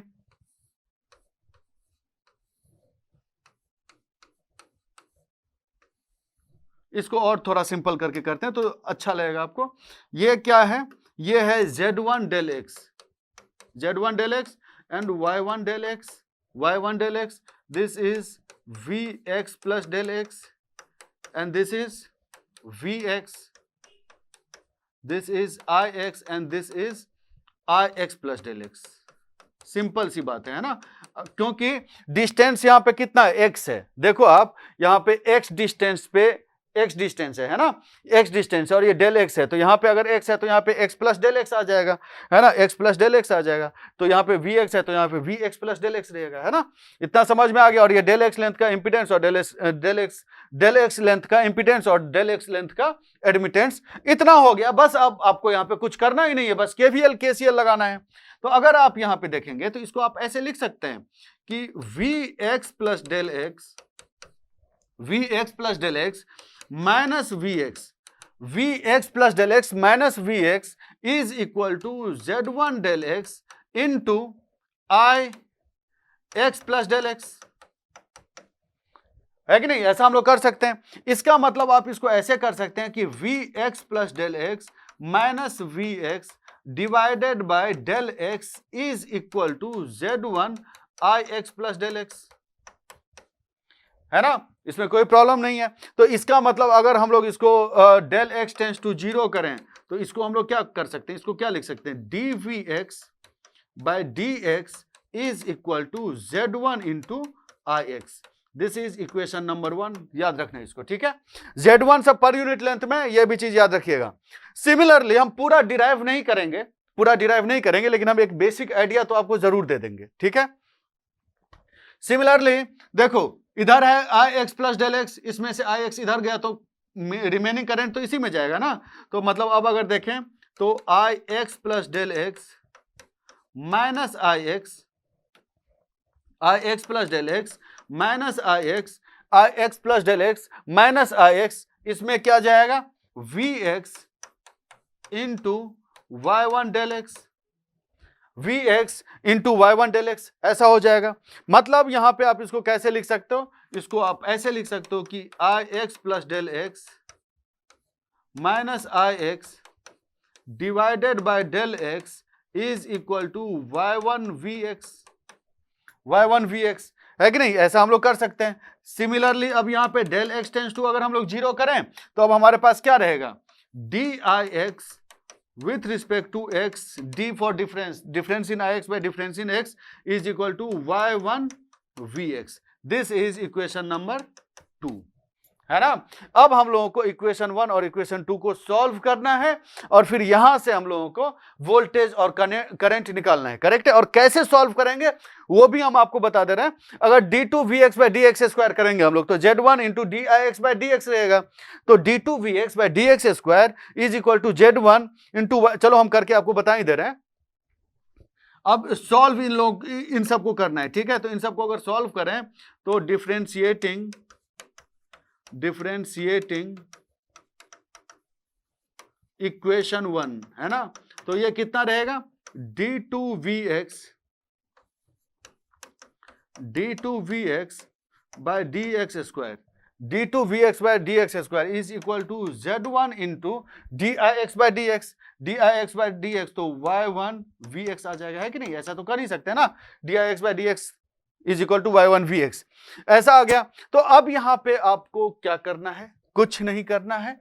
अब देखिए यहां पे this is d2 vx by dx square is equal to gamma square into vx, where gamma is, इस सब के बारे में अभी हम लोग देखेंगे, इस पे क्वेश्चन पूछता है गामा उमा के बारे में, is equal to under root z1 into y1, और एक दूसरा टर्म भी देखेंगे जो आएगा zc। जस्ट आप थोड़ा सा होल्ड करो, इस सब के बारे में हम लोग को देखना है। इसी लॉन्ग ट्रांसमिशन लाइन में अगर क्वेश्चन पूछेगा ना तो इसी सब, gamma is actually propagation constant, ठीक है? And zc is actually characteristic impedance. तो इन सब पे क्वेश्चन पूछता है। बस जरा सा वोल्टेज का हम आपको सब कुछ बता दें, एबीसीडी पैरामीटर हम आपको निकालना यहाँ पे बता दें, फिर उसके बाद इसको एनालिसिस करेंगे।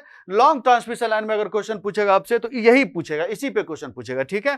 तो zc can be written as z1 by y1, okay?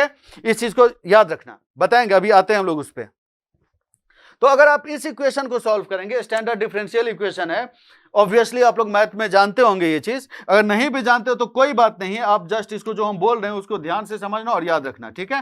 तो इसको हम लोग लिख सकते हैं कि vx is equal to a1 into e to the power gamma x plus a2 into e to the power minus gamma x, and ix is equal to, ये सब चीज कॉपी पे करना, डेरिवेशन कोई खास जरूरी नहीं है, ठीक है? लेकिन फिर भी हम आपको बता दे रहे हैं, a1 by zc into e to the power gamma x minus a2 by zc into e to the power minus gamma x, है ना?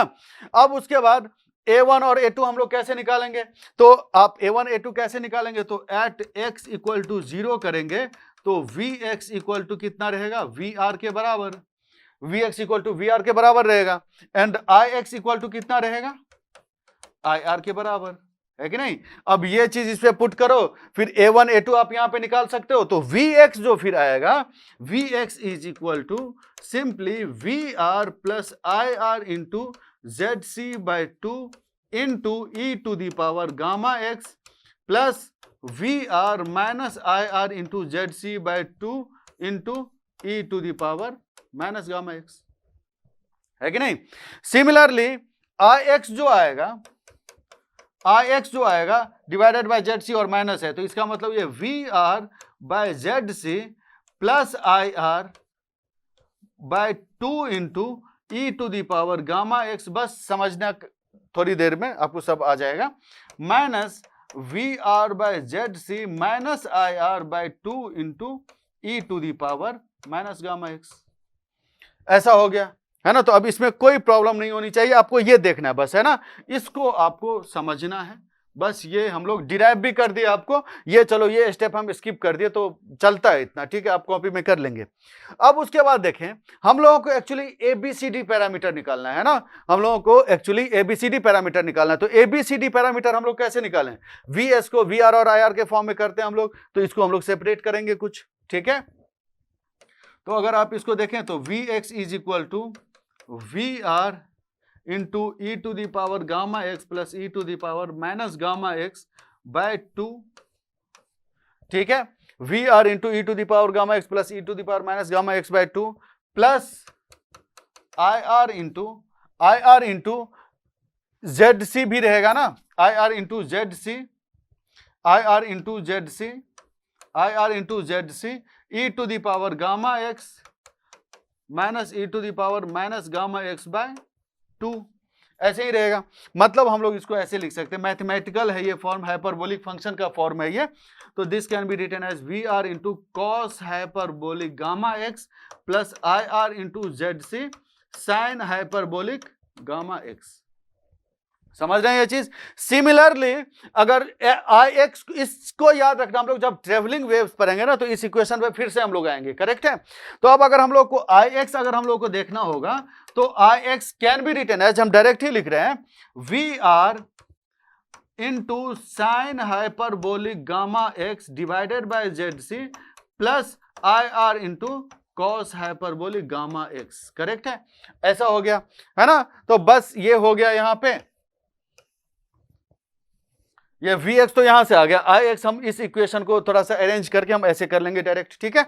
अब उसके बाद देखो at x equal to L अगर हम लोग देखें, at x equal to L, अब इस पे भी क्या क्वेश्चन पूछेगा वो भी हम आपको बता रहे हैं। At x equal to L अगर हम लोग देखें तो x इक्वल टू L पे क्या है, Vx इज इक्वल टू क्या होगा, Vx इज इक्वल टू होगा VR के बराबर, Vx is equal to VR के बराबर, और Ix इज इक्वल टू क्या होगा, IR के बराबर, नहीं sorry, x equal to L पे क्या होना चाहिए, x इक्वल टू L पे होगा Vx is equal to VS and Ix is equal to IS, है ना। तो इसका मतलब अगर देखें तो VS is equal to VR into cos H gamma L plus IR into ZC into sine H gamma L। Similarly IS is equal to VR into sine H gamma L by ZC plus IR into sine cos H gamma L, VR into cos H gamma L। तो हमारे पास ABCD parameter तो यहां से निकल ही गया, तो ABCD parameter यहां से क्या आ जाएगा, लॉन्ग ट्रांसमिशन लाइन का VSIS इज इक्वल टू, इसको आप ऐसे लिखिए, cos hyperbolic gamma L ZC sine hyperbolic gamma L, फिर sign hyperbolic gamma L divided by ZC, और फिर ये कॉस हाइपरबोलिक गामा L, और इसको ऐसे करके VR और ये IR आ गया हमारे पास, ठीक है। तो अब इसका मतलब है कि ये तो ABCD पैरामीटर हो गया ना, source voltage, source current, load voltage, load current, VR IR, है ना। तो ये ABCD पैरामीटर हो गया यहाँ पे। नोटिस आप एक चीज करें यहाँ पे कि ये क्या है, A इक्वल टू D है और AD minus BC equal to 1 होगा यहाँ पे, है ना। ये भी नेटवर्क सिमेट्रिक है, AD minus BC is equal to 1 होगा, हाइपरबोलिक में माइनस हो जाएगा ना, cos square hyperbolic minus sine square hyperbolic is 1, है ना। मैथमेटिकल एक्सप्रेशन है ये। तो ये चीज आपको समझ में आ गया। अब देखो क्वेश्चन जो आप लोगों से पूछेगा ना, क्वेश्चन हमको लगता है कि इस पे नहीं पूछेगा, इस पे उतना नहीं पूछेगा, हमको नहीं लगता, ठीक है। ऐसा होता है कि जो हम लोग क्या करते हैं ना, जो हमारा लॉन्ग ट्रांसमिशन लाइन होता है ना, उसको हम लोग पाई मॉडल पे मॉडलिंग करके, अगर सपोज करो लोड फ्लो एनालिसिस हम लोग को करना हो, है ना, तो इसको हम लोग क्या करते हैं, इसको हम लोग जो पाई मॉडल होता है, जो मीडियम ट्रांसमिशन लाइन में पढ़े हैं आप लोग, उस पे हम लोग मॉडलिंग करके इसका एनालिसिस करते हैं इन case of long transmission line, अगर लोड फ्लो एनालिसिस करना हो तो। मतलब ऐसा है कि लॉन्ग ट्रांसमिशन लाइन को हम लोग पाई मॉडल में कैसे रिप्रेजेंट करें, उसका पैरामीटर क्या होना चाहिए, है ना, तो इस पे क्वेश्चन आप लोगों से पूछा जा सकता है। तो जो पाई मॉडल आप देखे हैं, जो पाई मॉडल आप देखे हैं, जो मीडियम ट्रांसमिशन लाइन था, आपको पता है ना, मीडियम ट्रांसमिशन लाइन को जो पाई मॉडल होता है लोड फ्लो एनालिसिस के लिए हम लोग उसी का यूज करते हैं। तो इसका जो ABCD पैरामीटर था वो क्या था, ये y/2 and this is also y/2 and this is z। तो ये क्या है, 1 + yz/2, 1 + yz/2 है कि नहीं, यहां पे z, और ये यहां पे क्या था, 1 + yz/4 है कि नहीं। तो अब यहां पे देखो z है, तो और ये क्या है हमारे पास, ऐसा है करके कुछ हम लोग को इसको इसी इक्विवेलेंट के फॉर्म में करना है, जो लॉन्ग ट्रांसमिशन लाइन है ना, उसको हमको इस इक्विवेलेंट के फॉर्म में करना है ना। तो वो कैसे होना चाहिए, तो z के जगह पे तो डायरेक्ट वही आ गया, तो z इज सिंपली क्या होना चाहिए, z से sin h गामा l, और इसको याद रखिएगा, z is equal to z C sin h gamma l, तो ये z है। तो इस पे भी एक बार गेट में क्वेश्चन पूछा हुआ है, याद रखना ये चीज। फिर अब ये y/2 के जगह पे क्या होना चाहिए, तो y/2 के जगह पे क्या होगा, इसको हम लोग cos हाइपरबोलिक गामा l के बराबर कर लेंगे। तो 1 + yz/2 should be equal to cos hyperbolic gamma l, है ना, cos हाइपरबोलिक गामा l, इसमें कोई प्रॉब्लम नहीं है। तो अगर आप यहां से सॉल्व करें तो इसका मतलब yz/2 is equal to cos hyperbolic gamma l -1, cos hyperbolic gamma l -1, that means यहां से z/2 क्या होगा, क्योंकि यहां पे देख रहे हैं ना आप, सॉरी y/2 यहां पे क्या होगा, y/2 is equal to cos hyperbolic gamma l -1 divided by y, मतलब डिवाइडेड बाय z है यहां पे, divided by z, and z is zc sin hyperbolic gamma l। और इसको अगर आप सॉल्व करो तो ये आ जाएगा tan hyperbolic gamma l divided by 2 और zc, ठीक है। इसको आप बहुत अच्छे तरीके से याद रखिएगा, tan hyperbolic gamma l divided by 2, tan hyperbolic gamma l divided by 2, और ये zc, तो ये यहां पे हो जाएगा y/2 is equal to tan hyperbolic gamma l divided by 2 zc। तो कहने का ये मतलब है कि ये जो मॉडलिंग करेंगे हम लोग लॉन्ग ट्रांसमिशन लाइन को as medium transmission line for load flow analysis, load flow analysis के लिए हम लोग पाई मॉडल का यूज करते हैं। याद रखना, ये भी क्वेश्चन पूछता है, तो वो क्या होना चाहिए, वो सिंपली ऐसा होना चाहिए, वो सिंपली ऐसा होना चाहिए। इस पे क्वेश्चन पूछा भी है, तो ये क्या है, ये जो z है that should be equal to zc sin hyperbolic gamma l, और ये जो y/2 और ये जो y/2 है ये क्या होना चाहिए, y/2 यहाँ पे क्या होना चाहिए, this is equal to tan hyperbolic gamma l divided by 2 और ये zc, ठीक है। तो ये चीज याद रखिएगा, बहुत इंपॉर्टेंट है, और इन सब टाइप का क्वेश्चन जो है ना पूछा जा सकता है। ये जो है ना zc sin hyperbolic gamma l वाला तो क्वेश्चन पूछा है भाई, देखो, है ना। तो ये सब चीज आपको पता होना चाहिए, लॉन्ग ट्रांसमिशन लाइन में यही तो है, और क्या पूछेगा आपसे। और एक जो चीज है इंपॉर्टेंट, जो हम आपको बताए हुए थे गामा और zc के बारे में थोड़ी देर पहले, उससे रिलेटेड क्वेश्चन पूछा जा सकता है, जो हमारे एक्सप्रेशन में आया था ना, यहाँ पे जैसे zc है और ये गामा है, तो ये सब क्या था, क्या मतलब होता है इसका, इस पे आपसे क्वेश्चन पूछता है लॉन्ग ट्रांसमिशन लाइन में, और यही इंपॉर्टेंट पार्ट है, आपको अच्छे से समझना है, ठीक है। तो देखिए अब इसको हम लोग देखते हैं, इसको मिटा रहे हैं हम, ठीक है। तो अब देखना, सबसे पहले जो हम आपको बताए थे दैट इज गामा, और उसको हम लोग बोलते हैं propagation constant, propagation constant, propagation constant. Propagation constant क्या है, तो वो क्या था, gamma, gamma is equal to क्या था, z1 y1 बताए हुए थे। अब इस पे एनालिसिस देखो, ये क्वेश्चन पूछेगा आप लोगों से। z1 is equal to r1 plus J omega l1 per unit length का था, and y1 is equal to g plus J omega c1। Correct है। Real part imaginary part, real part imaginary part दोनों का multiplication करके under root लो तो कुछ real part भी आएगा, कुछ इमेजिनरी पार्ट भी आएगा। करेक्ट है। And this real part is called, ये जो रियल पार्ट है इसको हम लोग बोलते हैं attenuation constant. Attenuation constant, attenuation constant, attenuation constant, ठीक है। This is called attenuation constant. और जो इमेजिनरी पार्ट है बीटा, इसको हम लोग बोलते हैं फेज शिफ्ट कांस्टेंट, ठीक है। This is called phase shift constant, phase shift constant. देखो इन सब का प्रैक्टिकल मतलब क्या होता है वो समझना जरूरी है, ठीक है। फॉर्मूला तो सबको याद रहता है, बस आपको समझना जरूरी है कि क्या होता है। अब देखना दोनों को अलग अलग देखते हैं हम लोग। सबसे पहला एक कंडीशन हम लोग देखते हैं for lossless line. Okay, for lossless line, lossless line के लिए क्या होना चाहिए? तो लॉसलेस लाइन के लिए क्या होता है ना कि R और G तो जीरो होना चाहिए, है कि नहीं। जैसे हमारे पास ये है लॉस, ये लाइन है, ये लाइन है इस टाइप का, ठीक है। तो R0 कहने का मतलब ये शॉर्ट सर्किटेड, R0 कहने का मतलब, R0 कहने का मतलब, R0 कहने का मतलब दिस इज शॉर्ट सर्किटेड, ठीक है। और G0 कहने का मतलब, G मतलब क्या है? एडमिटेंस है। ये R0 मतलब ये हो गया, ठीक है। G मतलब 1/R डैश। तो G अगर जीरो है, G अगर जीरो है मतलब R डैश क्या है? इन्फिनिटी है। मतलब क्या है ये ओपन सर्किटेड है। मतलब ये क्या है? ओपन सर्किटेड है ना। तो जब ओपन सर्किट रहेगा तभी तो इसमें करंट नहीं रहेगा ना, समझ रहे हो। तो R equal to G equal to zero होना चाहिए फॉर लॉसलेस लाइन। ये भी क्वेश्चन पूछता है, याद रखना इस चीज को। अब लॉसलेस लाइन के केस में क्या होगा भाई? एटेन्यूएशन कांस्टेंट वाला चीज।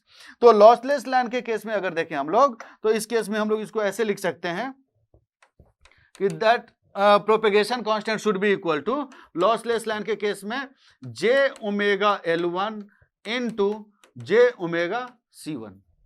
L1 और C1 पर यूनिट लेंथ में नोटिस करना।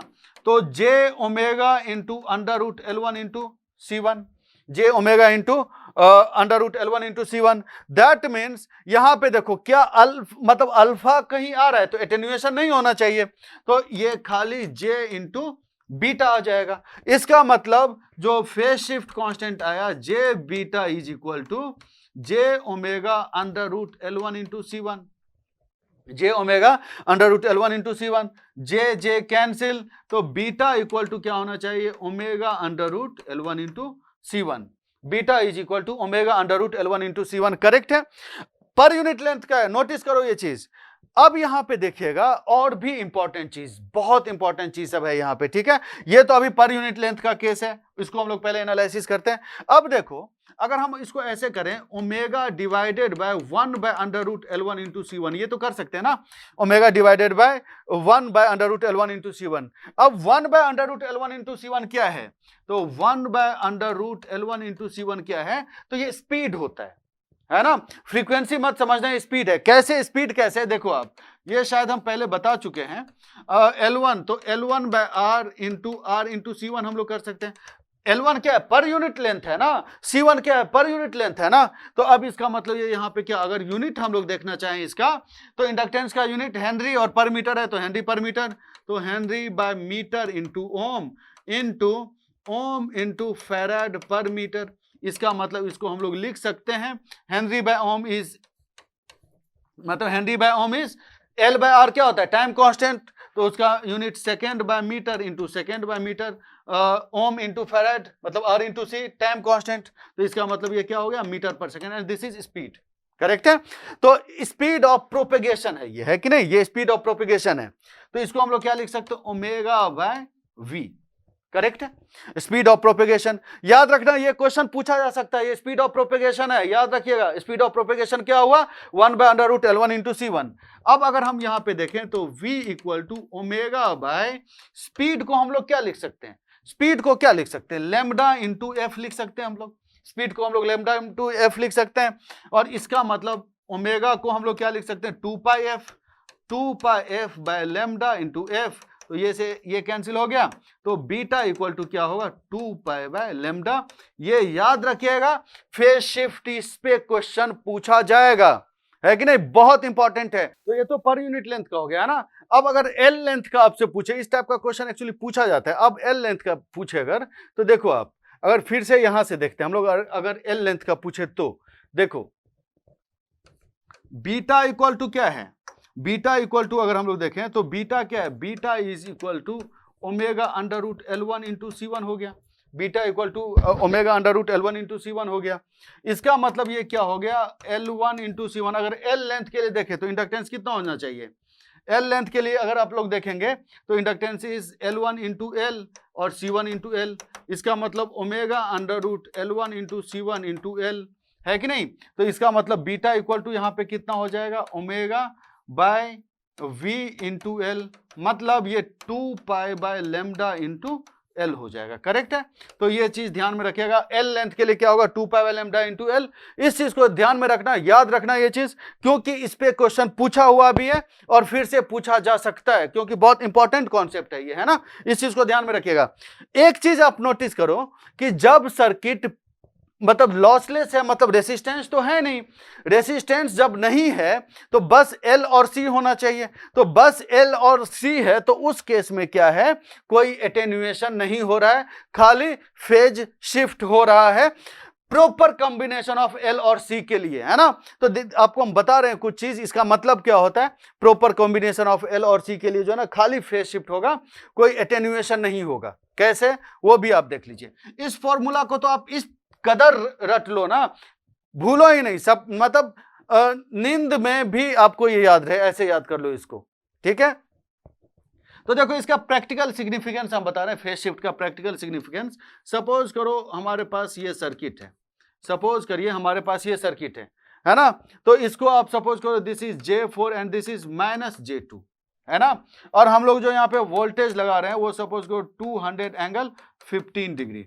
अब आउटपुट पे वोल्टेज कितना होना चाहिए, अब आउटपुट पे वोल्टेज कितना होना चाहिए, तो V आउटपुट यहां पे कितना होना चाहिए, V output is equal to -J2 divided by J4 -J2 into 200 angle 15 degree, 200 angle 15 degree. तो इसका मतलब ये यहाँ पे क्या होगा, V output is equal to -J2 cancel, तो माइनस ही रहेगा। तो इसका मतलब 200 माइनस 15 आ जाएगा ना।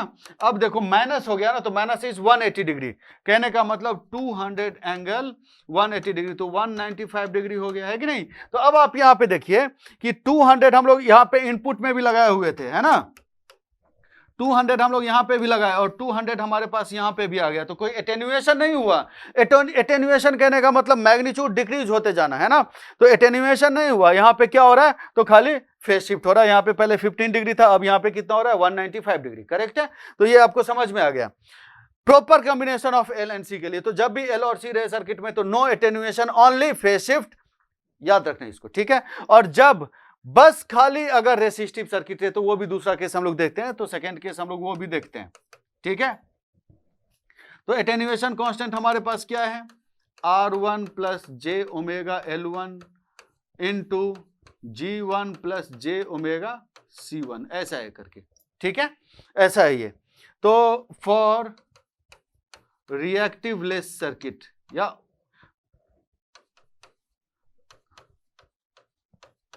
ठीक है, जिसमें रिएक्टिव पावर ना हो वो रिएक्टिव सर्किट, जिसमें रिएक्टिव पावर हो उसको रिएक्टिव सर्किट बोलते हैं हम लोग, ठीक है। तो जब जिसमें रिएक्टिव पावर ना जाए, है ना, तो खाली रिएक्टिव मतलब रेसिस्टिव सर्किट है ना, इसको ओनली रेसिस्टिव सर्किट भी बोल सकते हैं, ओनली रेसिस्टिव सर्किट। इस केस में क्या होगा, हम लोग को वो भी चीज देखना चाहिए, ठीक है। तो इस केस में अगर हम लोग देखें तो L1 और C1 is equal to L1 equal to C1 is equal to हम लोग 0 मान सकते हैं, ठीक है। तो अब इस केस में अगर देखें तो ये जो है आपका ये प्रोपेगेशन कांस्टेंट वो क्या होगा, R1 into G1 only. J का तो कोई टर्म अब इसमें आएगा ही नहीं, तो जब J का टर्म यहां पे नहीं आया इसका मतलब क्या है, only attenuation, only attenuation, no phase shift, only attenuation, no phase shift. याद रखना इस चीज को, याद क्या रखना, ये देख चुके हो आप लोग, है ना। अब खुद से ये फॉर्मूला याद रहेगा, अलग अलग केस लेके आप खुद ही देख सकते हो। मतलब इस पे आप एग्जांपल भी एक देख लीजिए, देखना चाहिए आपको, अच्छा लगेगा आपको। है ना। तो देखो आप ऐसा है, तो सपोज करो ये कितना 200 एंगल 15 डिग्री है ना, और ये मान लो 3 ओम है और ये मान लो 2 ओम है ना। तो V आउटपुट अब यहाँ पे क्या आना चाहिए, V आउटपुट अब यहाँ पे क्या आना चाहिए, तो V output is equal to 200 angle 15 degree 200 angle 15 degree into 2 divided by 5 into 2 divided by 5, तो ये कितना रहेगा, तो 80 एंगल 15 डिग्री है ना। तो आप अगर यहां से एक चीज नोटिस करेंगे, अगर नोटिस करेंगे तो 200 और ये यहां पे कितना है 80 है ना। तो इसका मतलब क्या हुआ, खाली एटेन्युएशन हो रहा है ना, फेज शिफ्ट तो नहीं हो रहा है। 15 डिग्री पहले भी था और 15 डिग्री बाद में भी है, तो इसमें खाली एटेन्युएशन होगा, इस केस में नो फेज शिफ्ट, है ना। तो इस सब टाइप का क्वेश्चन आप लोगों से पूछा जा सकता है, एटेन्युएशन क्या होगा, फेज शिफ्ट क्या होगा, और ये सब चीज आपको याद रखना है।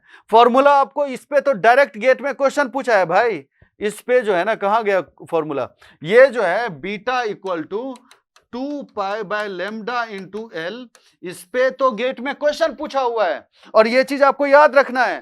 तो एक तो ऐसा हो गया, एक तो आपसे इस पे कोई क्वेश्चन पूछ देगा, इनफैक्ट आपसे इस पे ये भी पूछ सकता है कि लेंथ ऑफ द लाइन क्या होगा, कुछ बीटा देके, कुछ L1 C1 देके, है ना। तो ये उस टाइम में बहुत काम आएगा, है ना।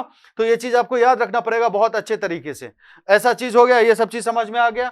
तो आप प्रोपेगेशन कांस्टेंट के बारे में हमको समझ में लगता है कि आ गया समझ में। एक बार फाइनल कंक्लूड करना चाहते हैं हम, जब सर्किट प्योरली रेसिस्टिव रहे उस केस में ओनली एटेन्युएशन, जब सर्किट लॉसलेस रहे उस केस में ओनली फेज शिफ्ट, और अगर दोनों रहे, रेसिस्टिव भी रहे और रिएक्टिव भी रहे, उस केस में attenuation as well as phase shift, है कि नहीं। इतना समझ में आ गया, आप लोग लिख चुके होंगे। तो ये सब चीज थोड़ा सा ध्यान में रखिएगा, आप लोगों को काम आएगा इन फ्यूचर। अब यहां पे देखो कैरेक्टरिस्टिक इंपीडेंस, ZC वाला टर्म भी एक लिए हुए थे ना, वो भी देखना आप लोगों को। तो अब है कैरेक्टरिस्टिक इंपीडेंस, अब है characteristic impedance,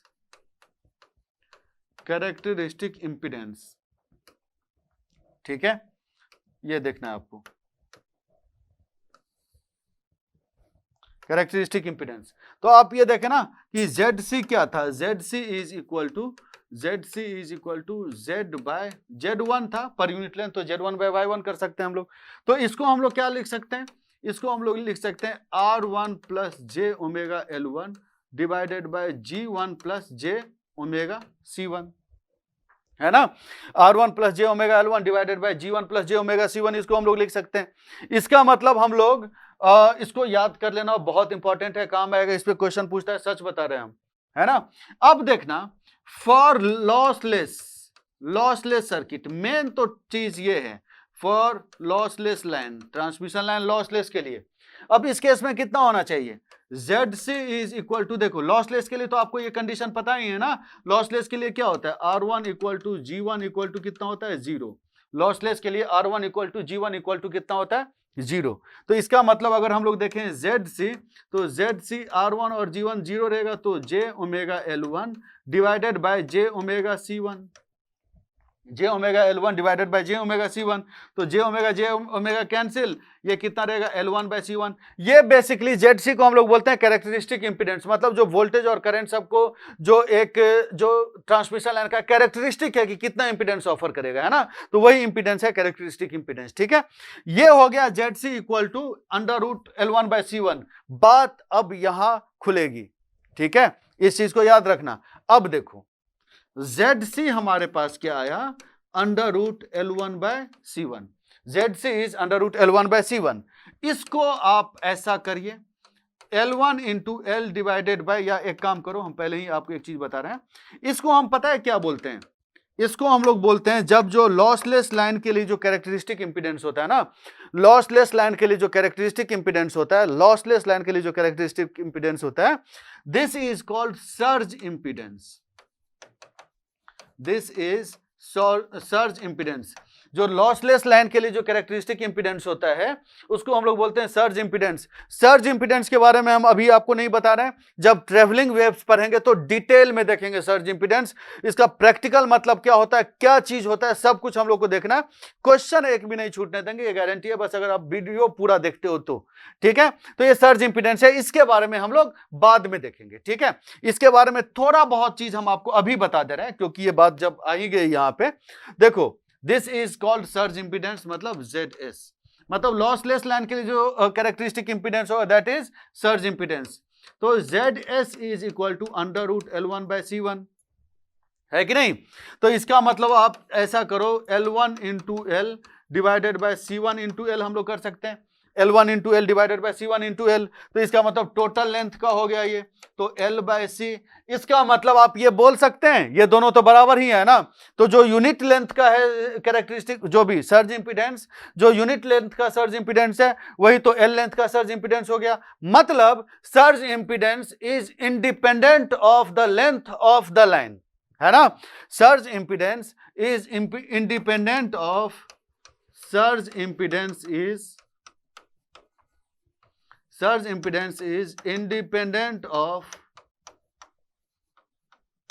independent of the length of the line, ठीक है, याद रखना। मतलब एक बार क्वेश्चन पूछा हुआ था ना गेट में कि अगर मान लो 100 किलोमीटर का जो लाइन है उसका सर्ज इंपीडेंस सपोज करो 400 ओम है, तो 500 मीटर लाइन का सर्ज इंपीडेंस कितना होगा? सेम ही रहेगा, है ना?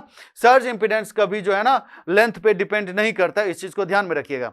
सर्ज इंपीडेंस के बारे में एक चीज याद रखना, जैसे ट्रांसमिशन पावर को ट्रांसमिट करने का 2 मेथड होता है ना, एक ओवरहेड लाइन हुआ, दूसरा अंडरग्राउंड केबल हुआ। तो ओवरहेड लाइन का जो सर्ज इंपीडेंस होता है 300 से 500 के रेंज में होता है, अलग बुक में अलग अलग चीज दिया हुआ है, तो 300 से 500 के रेंज में होता है ओम, है ना?